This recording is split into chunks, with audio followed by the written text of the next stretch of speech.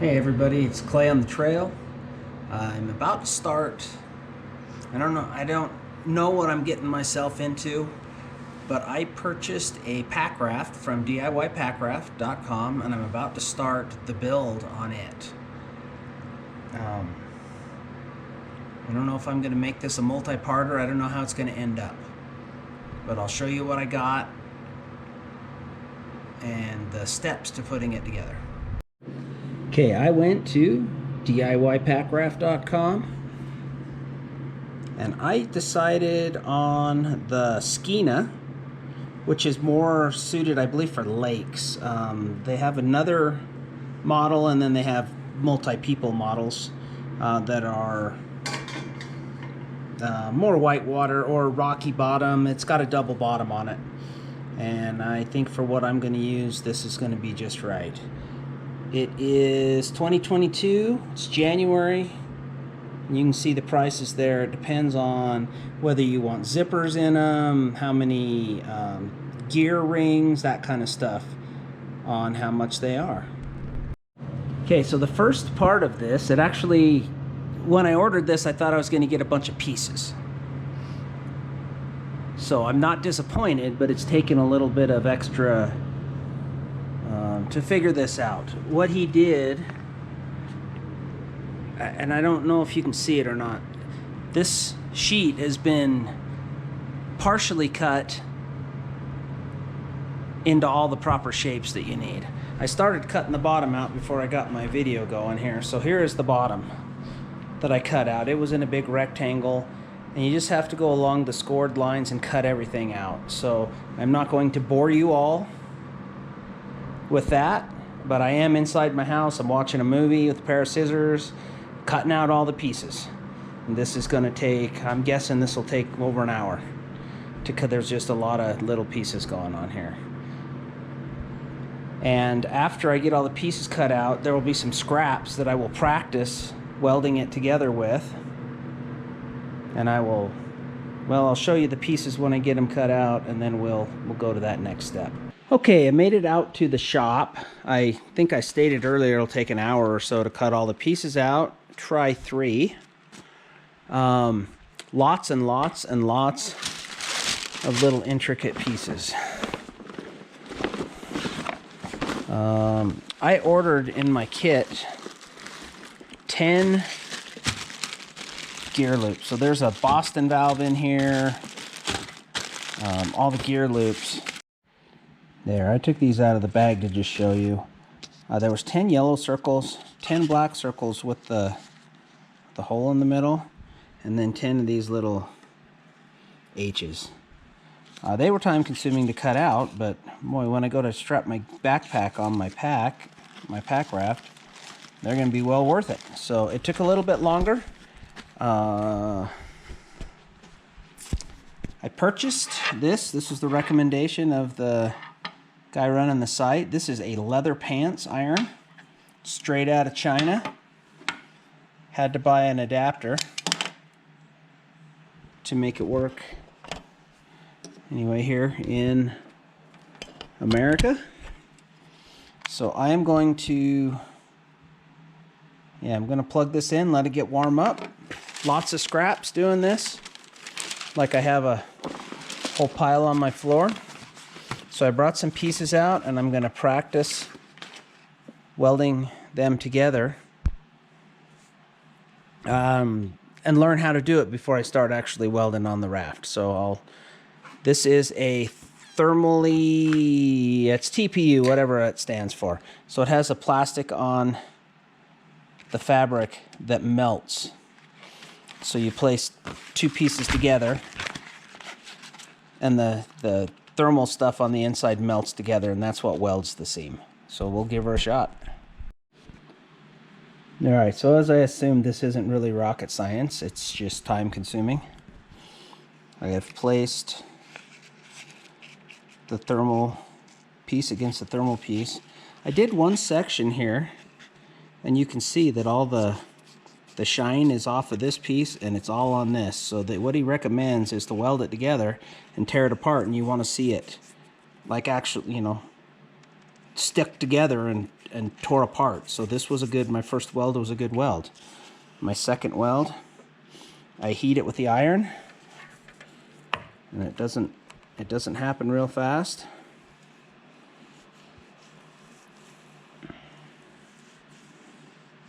You see that new section, and then you take a silicone roller and force all the bubbles out of it, and then you let it cool down, and I'll tear it apart and show you that well, hopefully it looks like that, where it all sticks to one side and is gone on the other. That's a sign of a good weld. And if we don't want the air to leak or the water to get in, that's what we're looking for. Okay, so this is what I'm learning. I did a real good job on this side, but when I got to this point, I didn't get it all, and that would have been a leak. So I have lots more material. I'm going to keep practicing until I'm pretty confident that I know what I'm doing, and then we'll start putting it together. All right, I had a couple hours today. I worked about 3 hours to get this going. I'm being a little cautious on how I show the build. All the instructions on how to put this together are proprietary to the guy that designed this, and fair enough. So I'm not going to show dimensions or anything like that. I did work on some of the lesser things, I believe, to figure this out before I start on the actual boat itself. So this is a seat. This is the seat. It's a little it's a boy seat. That is the air valve to inflate it. It has 3 baffles in it, so it actually took quite a bit longer than I thought it would. And I did the inflation valve, which is basically gluing a piece of rubber tubing and then sealing 3 of the 4 sides. Pretty straightforward. I have the back of the seat to do next, and then we will start on the boat. But that is going to be it for today. I did, I don't know if you can see, I'm trying to, if you set the iron down on anything, it cools off. So I hung some wire. Anyway, it's my shop. Hung some wire so I could hang it, and that came in really, really handy. It keeps it hotter longer rather than trying to balance it on boards and stuff. So I'm going to put some weight on this, let it sit overnight, make sure it stays inflated. If I'm going to have anything go flat while I'm paddling this thing, I hope it's the seat and not the boat. So we will get the back done next. Fantastic. My first success. Seat still holds air, or held air all night long. I had some water bottles on it, so it was weighted down. So the next step will be to do the backrest, which will go like so inside the boat. It'll have 1 baffle in it. We'll put that together.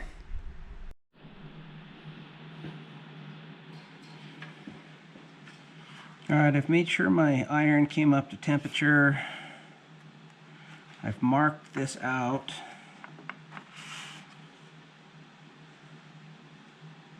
We go along the edge.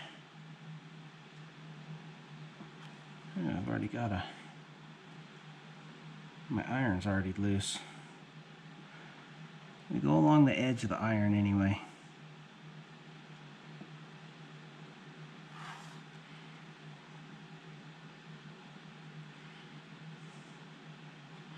And kind of tack it in place,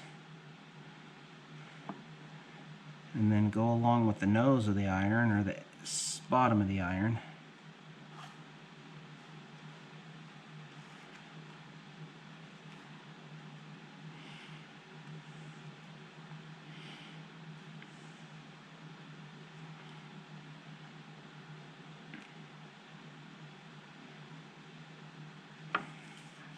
And then I have a silicone roller. And it forces all the air bubbles out of it.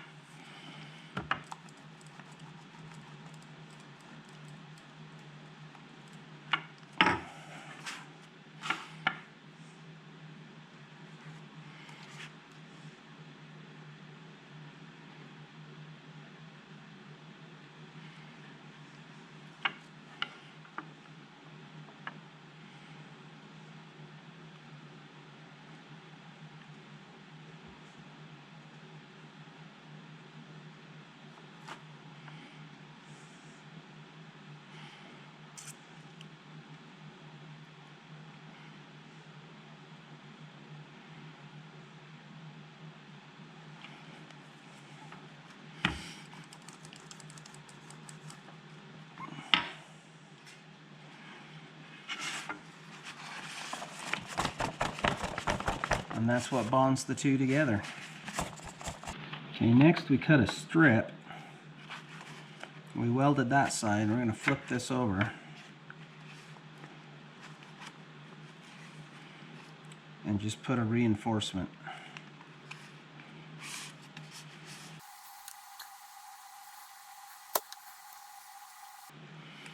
And he says the most important part is in this crease, to make sure to get the iron in that crease. That's really what holds it together.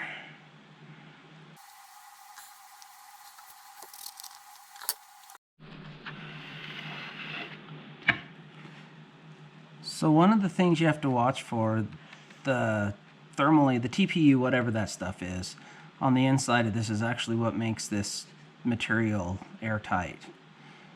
So I bumped it right here in a spot that I wasn't supposed to. And if I melted that TPU all the way away, then it could leak. So he says you can make a little patch. This is seam sealer, and I just have a little crappy paintbrush. Anywhere I bump it like that, I just go over and hit it with seam sealer, just to make sure it stays airtight. It'd be really hard to patch once this is all put together. Alright, next I've lined up, making sure that my pieces are oriented the right way. My measurements are right. And we're just doing the same thing again.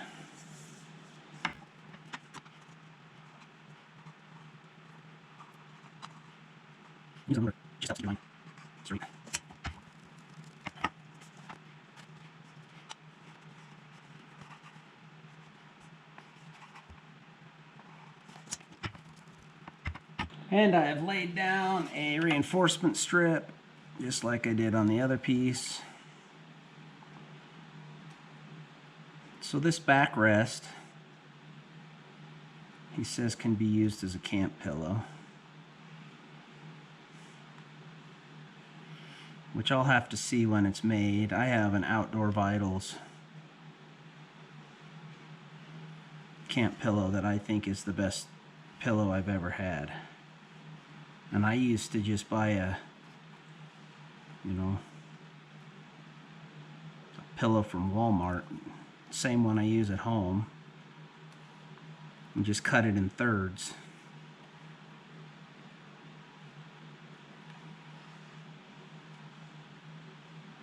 And just make a miniature pillow out of it. And I love my Outdoor Vitals pillow. It weighs next to nothing, and it's more comfortable than what I sleep on at home.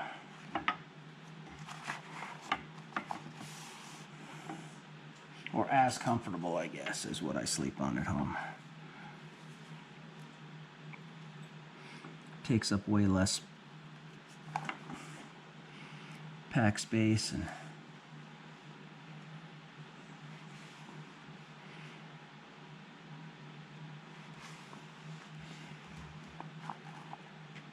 does the same thing.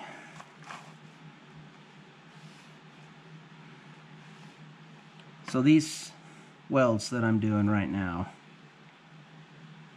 is just a baffle to keep the shape of the backrest. Doesn't really have anything to do with being airtight or anything, so I'm not being quite as cautious as I will be with the side seams.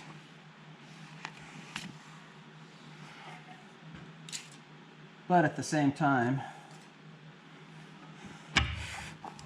I am trying to get practice in, so when I'm doing the side seams, I know what the heck I'm doing anyway. So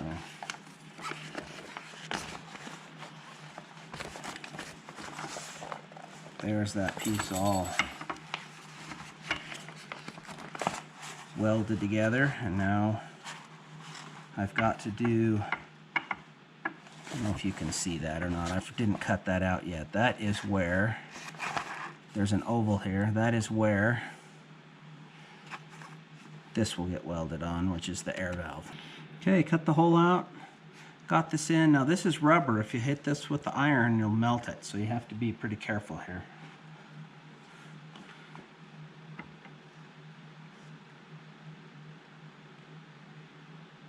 As you can see, on my last one, I got a little close in a couple spots.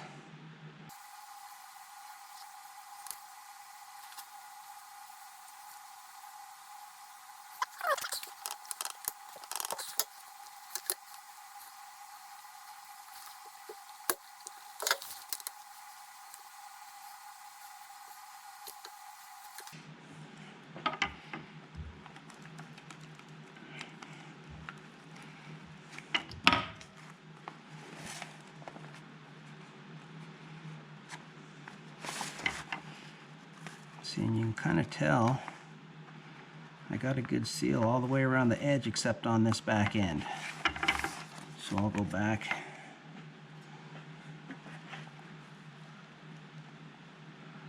and make sure it's sealed all the way to the edge.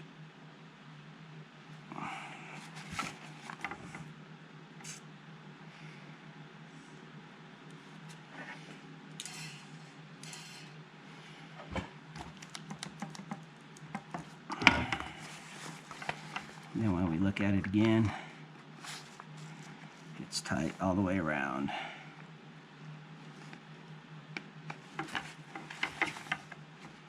I'm going to hit right here again.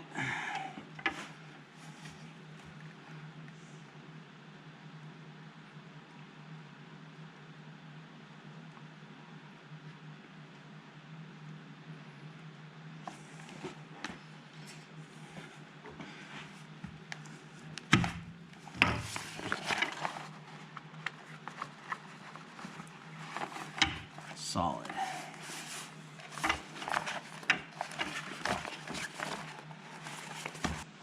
Okay, now that we have all the sides welded together, the seat attachment, the air stem,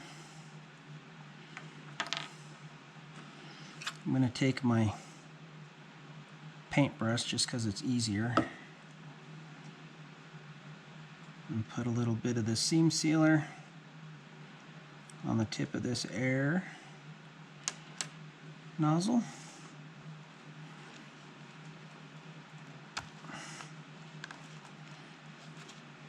We'll put that in and we'll let it dry. And that completes the seat back.